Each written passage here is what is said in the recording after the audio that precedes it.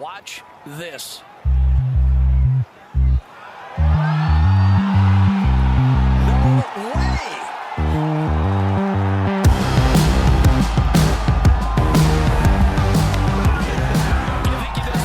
Hello and welcome back to another episode of the Cookie Jar Golf Podcast. I am Tom Mills and today I'm joined by Sam Williams. Thomas, it's a pleasure. Thank you for having me on. We are the day before the 151st Open Championship at Royal Liverpool Golf Club. We are currently sat in our booth in the media centre, Clang. We've got a little radio booth up in the media centre. It's nice to be back on the podcast. Yeah, it feels like... How many pods has it been since We've been getting on? a lot of messages saying, is it now basically just sort of Tom from the jar? Tom from the jar does interviews. Yeah, I've done the last... I don't know, Stephen Proctor did... Joe McDonald did James Bledge yesterday. But fact of the matter is, I just know more about golf than you. You've got quite territorial, I think, over things. You've become... Well, I do the intro, don't I? Very territorial over guests, My podcast. what's happening, where you're going. It is absolutely... I feel like you've made a land grab and it's like... You're sort of there's, you know, when puppies go through that process of I'm marking. Yeah. They're going for pack leader. That's what you're gunning for at the moment. So I've just got to keep knocking you down a little bit. But yeah, here we are. Daily podcast from the Open Championship. It is Wednesday lunchtime. It's looking quite nice out there. It was very soft this morning, but the course seems to be drying out a little bit. Well, yesterday was so wet. Very, very wet yesterday, but very dry today and sunny and warm and windy, which is all good conditions to dry it out, which is kind of what it needs really to get a bit of teeth, is to dry it out, just to make sure that we get a bit more run in the fairways. It's very soft, but it's just like James said yesterday in the podcast, it's just a function of having a very dry spring and a fairly wet summer. So I think it is a real halfway house between 2006 and 2014. No, yes. 6 being like a car park, a Weetabix, however you describe it, and 14 being really heavy, wet, dense. I think it was the first Open I came to that. And I think the other notice versus 2014 is when I came to that Open, standing behind the third tee, we've got to stop caveating this with first for the members, you get the gist. Behind that third tee, there was no like grandstand there. That was just stand up behind there, watch them hit. I vividly remember watching Ricky Fowler hitting 4-iron up there and stuff. Whereas now there's a huge bit of grandstand. Like walking around here, it's incredible to see just how much stuff they pack into. Royal Liverpool's a big place, but it's not the biggest sort of property you'd put a course on. It's amazing how much stuff they pack in here. It's a big old sort of big build. There's big infrastructure. It's just big, isn't it? You know, I've been doing a bit of work with Bledge and the greenkeeper team, and to get from A to B is hard. It just feels like it's just really difficult to walk around all the infrastructure, getting across the fairways, and yeah, it's the effort that goes into the delivery. I mean, didn't you say you bumped into somebody who run the media centre broadband or something like that? Yeah, about a month ago. Yeah. You were telling me. He was like, "Oh yeah, the media centre's my baby. I've got like 600 miles worth of internet cable in there." I was like, "Bloody hell's bells!" But it's probably an exaggeration. But it was an enormous amount of cabling to go into this to make all this run. And you walk around. Like I was out there this morning. I was up 3:30. I started working at 3:45 this morning, and you wander around. And last year, you weren't even in bed at that time. That's a very different. It's a very different Open for us this year. Yeah. It's less rosé fueled and more actual work. But it's strange because you walk around and like I was walking around the 15th tee, the back of Little Eye, 17th green, obviously. And all the cabling that's there, the cameras, the TrackMans, they're just the sheer amount of infrastructure is mind blowing. We went and walked the course a bit earlier on, and we watched people come. We were at the back of 6, were we? Yeah, back of 6, par 3, and it's like we were talking in that stand saying it is just unrecognisable from the Hoylake that I've played a handful of times in the past, and it's just like you can't. It's just a different place. It's lovely though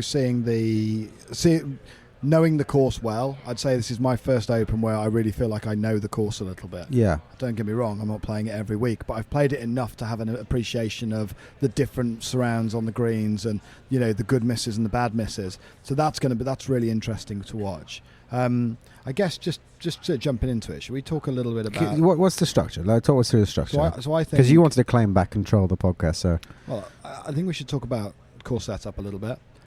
Just some early observations in terms of how those holes are playing. I think talk about the fan experience, you know, and talk about it's not easy to see a lot of golf. Like, we've been to the the US Open qualifying at Walton Heath, rather. Going to events where you really have great access. You come here, it's like quite hard to see a golf shot, actually. Yeah. You've got to work for it. We're at the FootJoy Tented Village last night. There's loads to chat about. And we should add, we've had a pretty hot start on content. Like, your film of us prattling on about the course holes has done phenomenally well. Landed well. We had some nice shout outs from some nice people. So what a difference that makes releasing content in the Open week. Yeah. I mean, like RNGC, you know, the film of the Walter Hagen win in 1922 at Royal St George's, like, just not a chance people are going to watch that. But no, that's been good. Charlie wrote a wonderful little piece for us, didn't he, yesterday on the ranking of the Open special tour bags. We're going to be publishing a piece this afternoon about the amateur players. Obviously, Royal Liverpool has such a great history with amateur golf, so we thought it was right to do a bit of a profile piece on the different amateurs that will be playing this year. So yeah. Just talking about the film that we made, we picked out a couple of holes and we talked about them. We picked out Open 3, 4, 10, 11, 12, 13, 14, 17. Has your opinion changed on any of that watching this over the last? Have you seen any other holes you think are playing interesting, or have you seen? Has your mind been changed at all?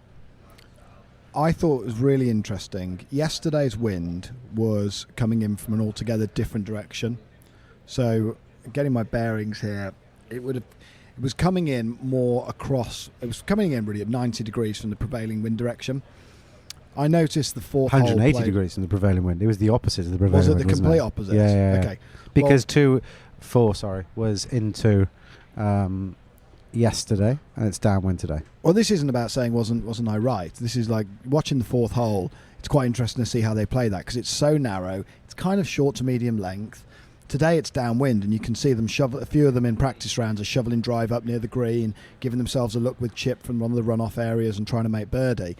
Whereas, you know, there's also loads of people hanging back with irons and leaving themselves 120, 130 in. 4 really is an interesting hole to see how they play it.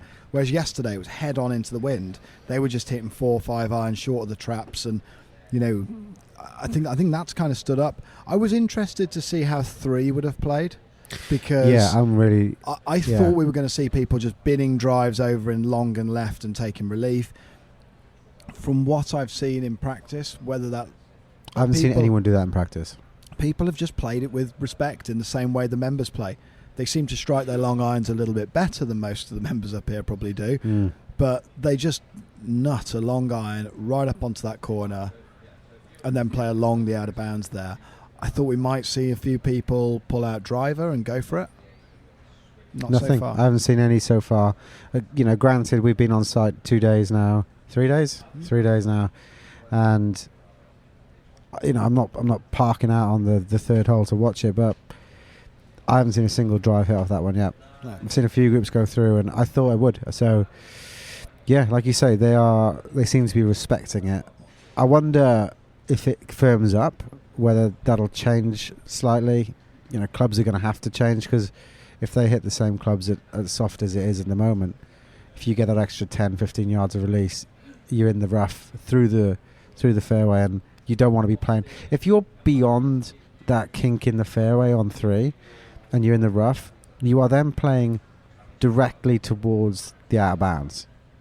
As opposed, so you're. I've hit a pure socket from there as well before.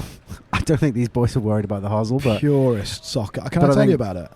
But I think, by laying back that little bit more, they are then playing kind of either parallel to or away from that out of bounds.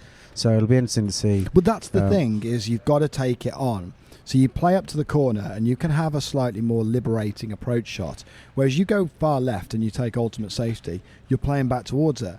Now, I always like to bring us back to my own golf, don't I? But I did hit a very, very pure socket there once when I played it. I was quite happy with my drive. It was conservative and up the left. Got over a little 6-iron into the green, thought, oh, this feels a bit uncomfortable.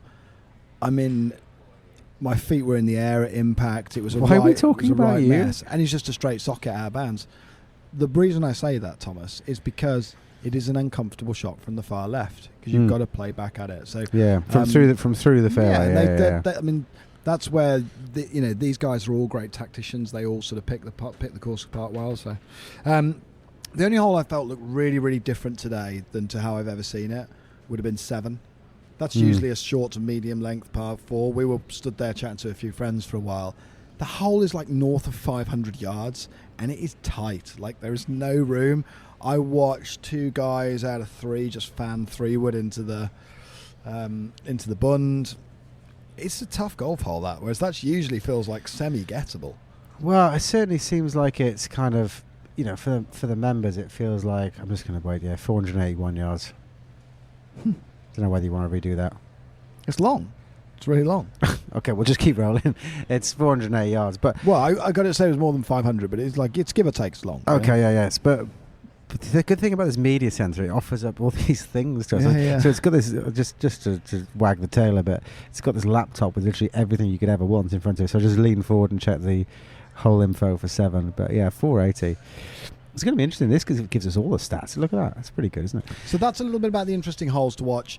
I guess, a few things in terms of... I'm going to add to that. We parked up on the back of 6, which is a mid-length par 3. And we sat there for 2-3 groups. We didn't see a single person hit the green. It's not that windy.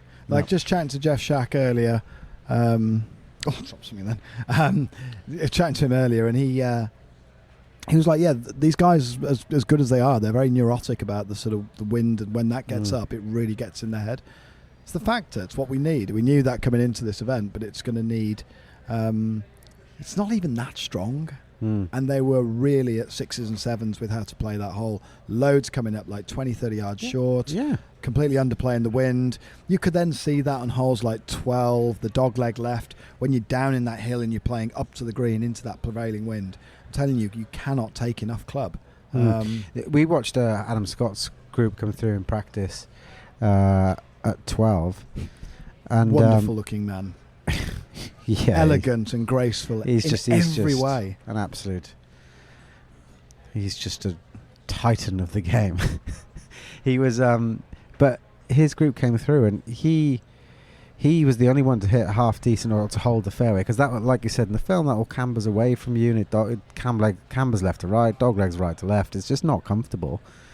He hit the fairway and then missed the green. Like the guys you were playing with, no one hit the fairway. They all ran through right and didn't make the green. Like, it's not seemed like they've just been like, as soft as it is compared to how it can play. It hasn't looked like they're playing lights out golf. It's not target golf, is it? They're just sharpening up, but it hasn't. Yeah.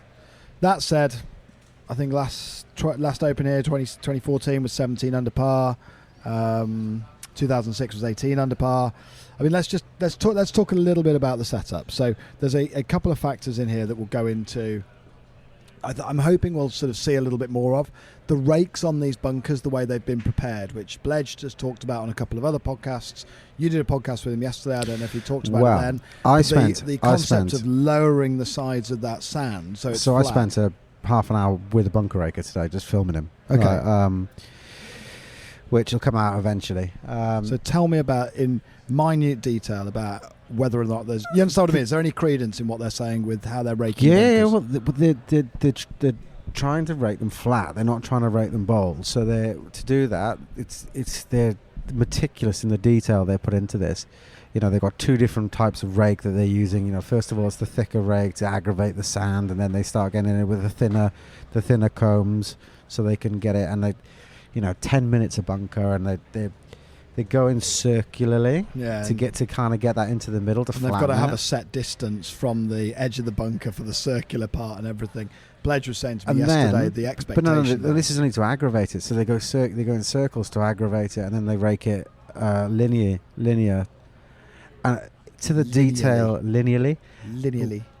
To the detail of. So like after he'd done it, like he finally like had got this to where he wanted to get it to. He was then like, right, I need to finish it off now. And he pokes his head over the bunker and he looks at where the flag is, and they're raking it directly in the direction away from of the pin. flag. Yeah, all of them are raked. That's ludicrous. I know, in line with the flag.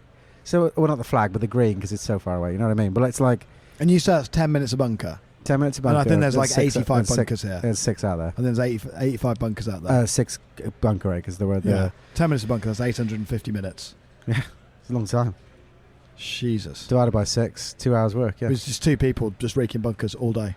Well, there's 6 of them bunker acres, Yeah. so it's 120 odd That minutes is each. So yeah, mental. 2-3 hours of bunker raking. Do you think they were in as good or better condition as Blackwell bunkers?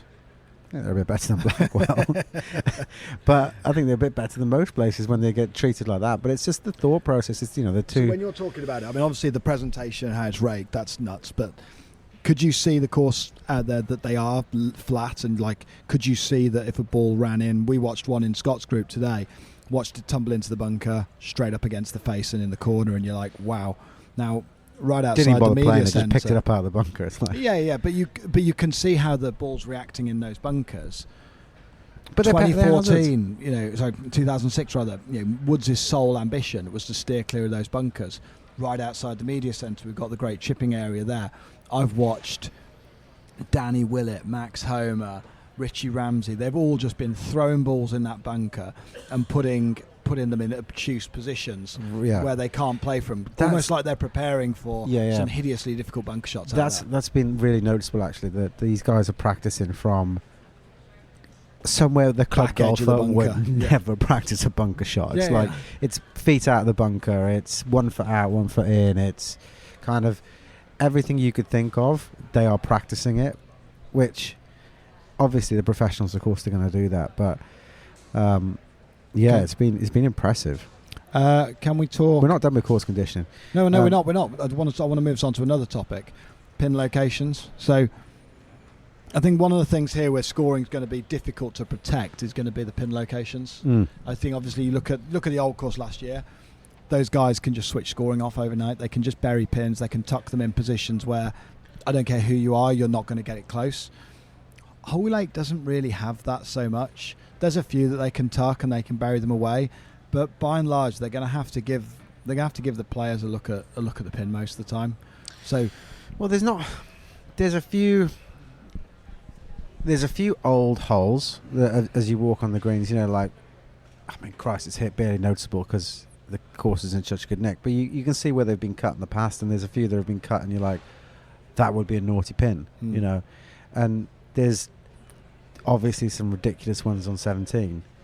17, but there's almost like there's no easy pin on 17. Yeah. The green's hard enough. I mean, it's a tiny green, but it's 130 yards. What do you want? But apart from that, there's not an incredible amount of places you can hide the pins. But and because they're not, the Hoylake greens are not very undulating. Yeah, They are Hoylake's pretty never flat. really prided itself in its defence being the greens. Yeah. Its defence is that it's rock hard.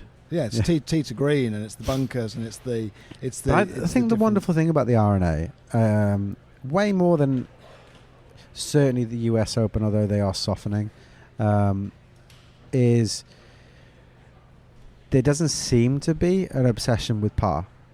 They're not like, if this is like what was last year's 23, wasn't it? Yeah, it was like it's like. I don't think they think if it's 17 or 18 under, that's going to be the end of the world. I think all they care about is the best leaderboard.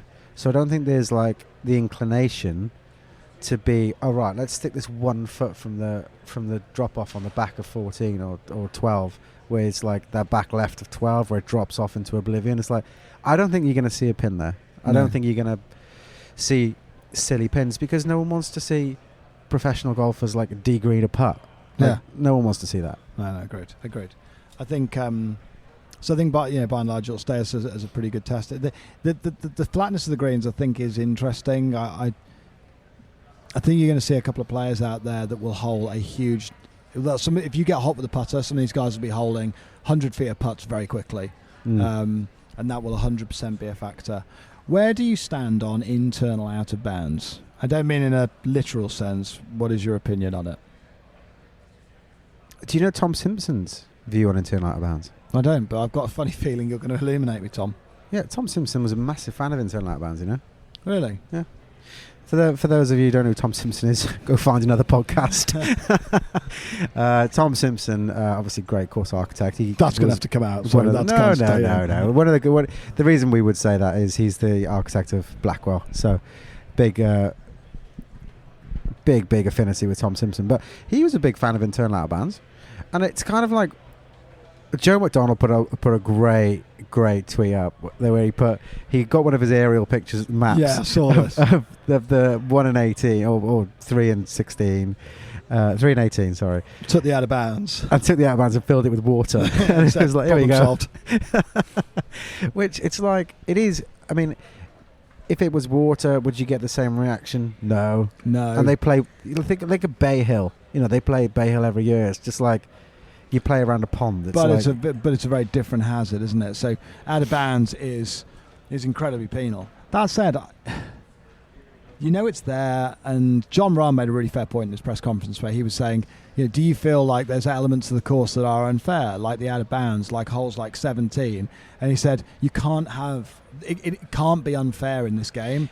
Well, he said it's fair because it's unfair to everyone. Exactly. Because it's unfair to everyone, it is by virtue of that fair. And I think that's I mean, slight sort of like tangential point here is sitting in those presses, you get a different read on what some of these guys are like. Rahm came across really well. I thought Brooks came across really well. Brooks, by the way, was absolutely terrifying because if you asked in Brooks's press conference, if you ask a bad question, he pretty much lets you down. Stares you down and gives you like one word answer that was like, and then some of the guys I mean, going into the press conference etiquette, some of the guys just look like they don't want to be there. Some of the guys obviously did want to be there, but so I think if we look back a year ago when we were sat up in St Andrews ahead of then, there was a lot of hyperbole. What's your view on internal out of bounds? What's my view on it? I think it's absolutely part of the fabric of the course. But what's your view globally on internal out of bounds? I don't like it. I know that's contradiction, right? I know that's hypocritical or whatever, but I think it works here. It's part of the course. It's part of the DNA of the course at Hoylake. Is that internal out of bounds is a feature. Yeah, I think we said in the Joe McDonald pod. What are we going to do? Take that away and it was originally. Yeah. I mean, what do you do? It was originally a field they didn't own. Now they do own it. Okay, what do you do if you take that away? It just becomes a kind of straight hole. Paul Rush is no different. Yeah, Paul Rush has got it. Yeah, it's on both sides technically. So yeah, because there's chipping ground to the right and that little field they didn't have on the left. I'm going to move us on. Last year we were sat in St Andrews and there was a lot of hyperbole talking about whether or not we were going to see 58 shot around the old or 59. The course was really firm and fast, therefore the ball was running like crazy. We were generally sitting there thinking, are we going to see 59? Now, interestingly, no one has ever shot 65 or less than 65 at Hoylake in an Open Championship. I think we might see that happen this week. Is that right? That's correct. What have you been reading? That's correct. Oh. I just know stuff. I just do my research. While you've been out at 3 a.m. filming greenkeepers, I've had my head buried in history books. Data golf. So, I guess where I'm going with this, do I think the scoring will be significantly higher? And by that I mean, will the course be playing significantly tougher than the old course in terms of the winning score? I'm not sure it will be by an enormous margin, although I expect it to be a higher winning score than at St Andrews. But I don't think we'll see anywhere near the low scores that you could see. By higher, what does that mean? Like higher score, i.e. closer to par. Yeah. Whereas I don't expect to see crazy low 60s rounds. I will eat my words happily, and I'll be like, yeah, do you know what? That was a bad take if we see a 62. But I don't really see it. I don't see where that is. I wouldn't be surprised if we saw 1 or 2 from players. I don't think there's sustained 63, 64s. Do you know what I mean? No, exactly. Like, I don't think someone's going to go... There's a damn good reason no one's ever broken 65 in an open here. Yeah. Well, I mean... doesn't really matter when you can't score, but they've obviously changed 10 as well. 5-4 doesn't really matter when you shoot scores. It's just scoring though, isn't it? You know, it's like I think decimal points of a score rather than a par. It's not one shot easier. Yeah, I think here we go. Gun to your head. What number are you putting on it? 20. See, I don't want people to think that's like blasphemous towards. I think it's more like 16. Royal Liverpool, and I think so much of it hangs on the wind. I really do think. Yeah. I really do think the scores... As Bruce would say, this could age like milk. Yeah, of course it will. It'll age dreadfully. But if the wind gets up, it very quickly becomes a different beast. And 6, they were struggling. 17... And the wind wasn't like... It wasn't silly today, and they were missing greens. Like I wasn't like, oh, I should hold on to my hat. It's that sort of wind. It was like... Yeah, it was a stiff breeze. And there was a lot of greens missed. So I don't think... Unless... So you're going 16, I'm going 20. Okay. The chances of either of us being right are pretty slim. We have such poor records when it comes to picking anything. We can't even pick our own nose. Thomas, I'm going to move us on. These are daily podcasts. These are short and sharp. I want to close out the discussion about tomorrow with some talk about the fan experience. What is your thoughts as a patron at the Open Championship and navigating those holes? And where would you sit? Where would be your choice destination to soak up the atmosphere? Okay. The course has been getting progressively busier. I haven't really noticed until today. That's a great observation. Thank you. It is really astute observation. It's busier today than it was last Wednesday. Than it was last Wednesday. Yeah, there was no one here last Wednesday. But Monday was not many people. Tuesday a few more people. It's busy today. Tomorrow's going to be rammed. I mean, I think the figures out of it, something like 260,000 tickets in total. Like that's a lot of heads and a lot of arms and legs. I think it's going to be a much better viewing experience than St Andrews, largely because the out and back nature and the shared fairways of St Andrews, you're basically confined to a side of the course. You have to be on the right side or the left side, and never the twain shall meet. Whereas you don't get that here. You can kind of flank both sides of holes on occasion. It crisscrosses, it changes direction. You can kind of get around. The navigating the course is difficult. The prime spot, no doubt, is 17, but you're not going to get in there unless you want to go sit up there 5 hours before play starts. It's just going to be... Yeah, you might get in there, but practice round at 11 o'clock on Wednesday and the queue outside... I think a lot of people are punting for the stand behind the tee, and I think the better stand to be in is the one right of the green, because you get a really good view down 14 as well. And you can I think there's only so much grandstand space there. I thought that stand at the back of 6. So last night I bumped into a friend who's a member up here.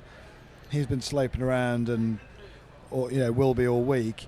He said his favourite spot is in the L-shaped stand at the back of 6. The L-shaped one, if you go up towards the top end of that, you've got a wonderful look down on that par 3 of the 6th that they're playing in. But you can also see the par 5 the 5th. You can see them then hitting their tee shots off down 7. And you can see bits of them coming down 8. And you got a little bit again looking back out down 14. So I think that's a pretty neat spot as well, if you don't fancy queuing for ages to get into 17. But I think the grandstands are nice. I'm not sure I love the walking and following groups in this environment. There's just too many people. It's too hard. It's just too difficult to follow a group. That would be my ideal, would be to follow the group, but I think it's going to be too difficult. We found a nice spot for standing, I would say, which was kind of left the FootJoy bar last night. It was right of 9 and also right of 12. The corner of 12, and you can on a little elevated dune. Why is the maths of hole numbers so hard? Because it is, and yet all you have to do is keep adding 2. But it's so hard, isn't it? Fucking nails, yeah. Like every time I'm doing it, I'm like, oh. So Yeah, it's basically in between two holes. It is 9 par.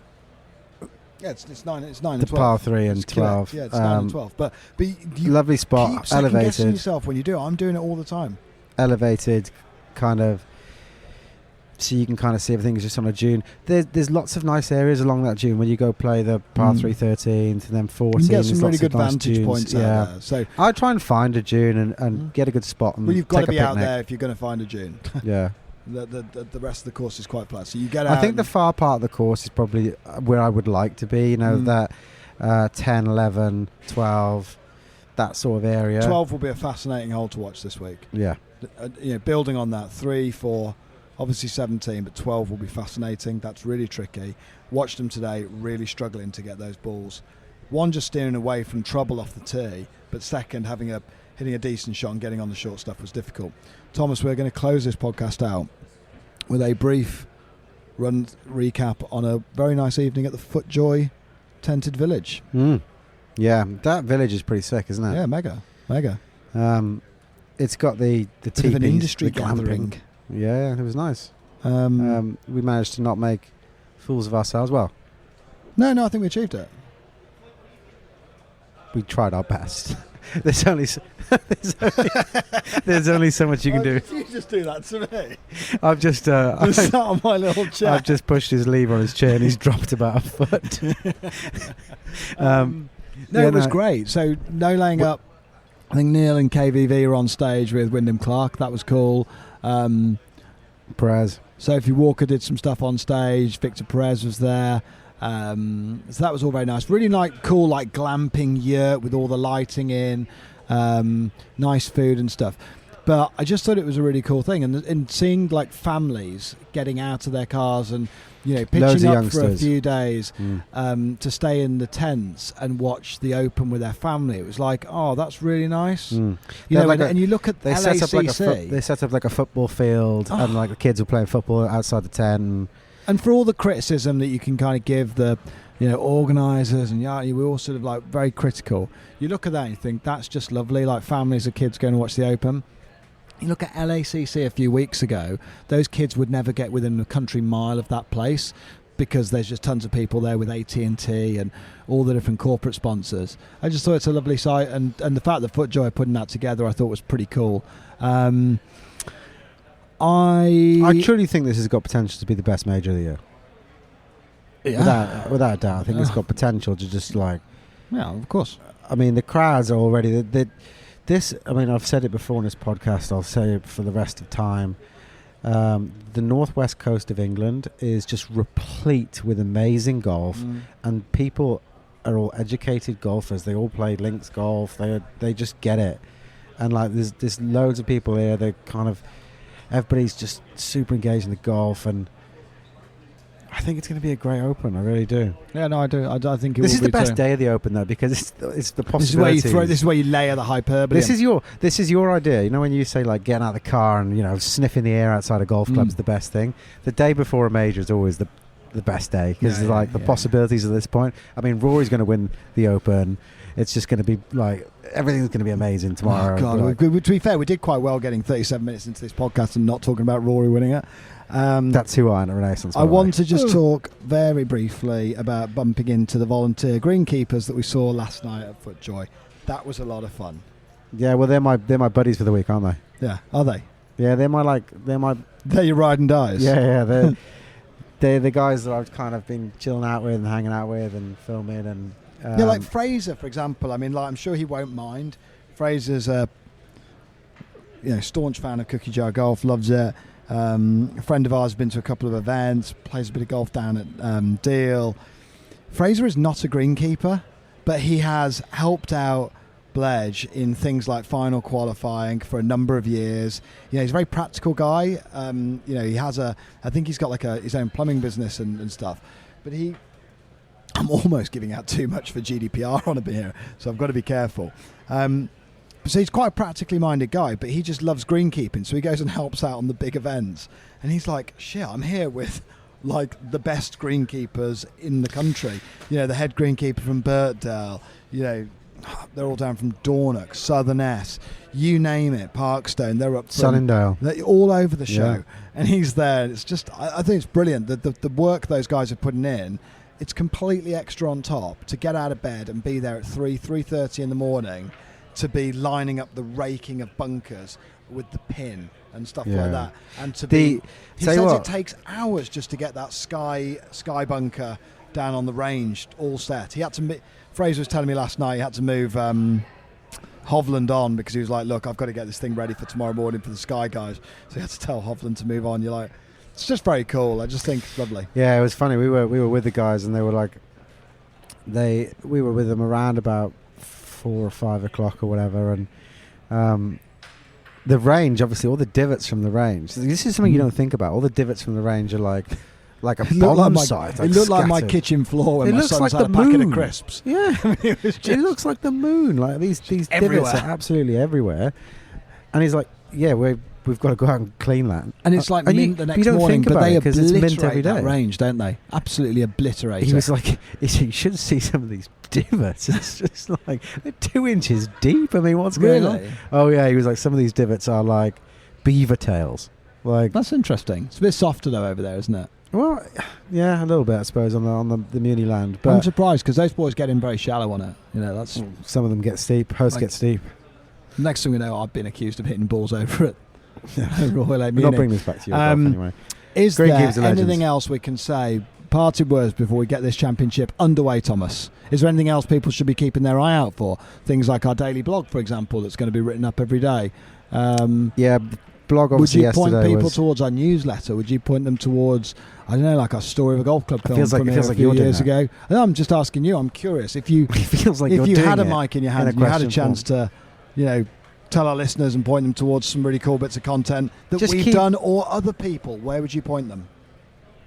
Well, even I'm on the ground and we're here and we're doing everything that we're doing. I still read the quad. Jeff sends his quad out every day. I'm still reading that in the mornings. I think it's a wonderful resource that for 40 quid a year. It's brilliant. Yeah, I mean, it's just brilliant. Like if you don't subscribe to the Quadrilateral, just do, because Jeff's insights are pretty good. He's very salty, which is quite nice. Yeah. He likes to have a pop at everybody. He's very dry, isn't he? I'm actually looking at him. He's just over there, and I'm just gathering intel. But that's obviously a good resource if you're here. To be honest, I quite like the Fried Egg Pod with Jasper from Value 18. That was a good. If you want to learn a little bit more about the architecture and why Hoylake is perhaps seen as an underrated golf course, but why a lot of people who are into golf course architecture are very reverent about Hoylake, I would point you towards that. Well, Hoylake and St Andrews are considered. Yeah. There was a time where the Open was only going to be Hoylake and St Andrews. Is that right? Yeah. Well, that's what they wanted. It was just Hoylake and St Andrews. Really coming on. I've done 1 million pods on Hoylake at this point. I'm in. But, it was suggested that could be a thing. They're very similar. What's the Alistair Mackenzie quote about the old? For those people who don't understand it, they have not brains enough, nor have not played it long enough to appreciate its many virtues. And it's the same for Hoylake.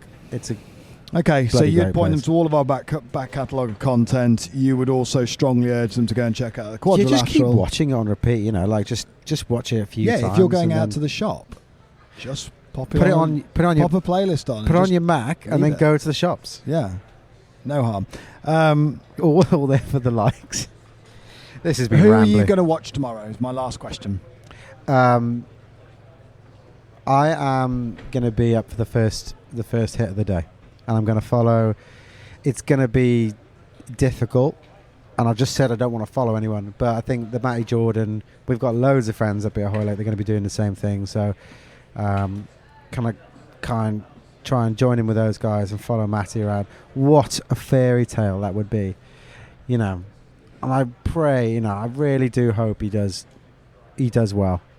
I think it's phenomenal qualifying. West Lancs. Wonderful golf course. Just you can see it, from here. If you stand on the dunes, you can see up to West Lancs, and he's qualified there to get in his home Open. Obviously, member of Royal Liverpool. Something Charlie didn't put in his blog piece is that the Callaway bags, which are pretty rank, but the Callaway Tour bag, his Callaway Tour bag is the only one with the Royal Liverpool logo on. Yeah, very nice. Richie Ramsey's in that group with Brandon Gray, so that'll be a lot of fun. we're obviously pals with Richie. It's great to see him playing in an Open Championship. I'll be pulling for him pretty hard as well. So, Thomas, how long have we had this thing recording for? 39 minutes. That'll be enough. Adios. Watch this.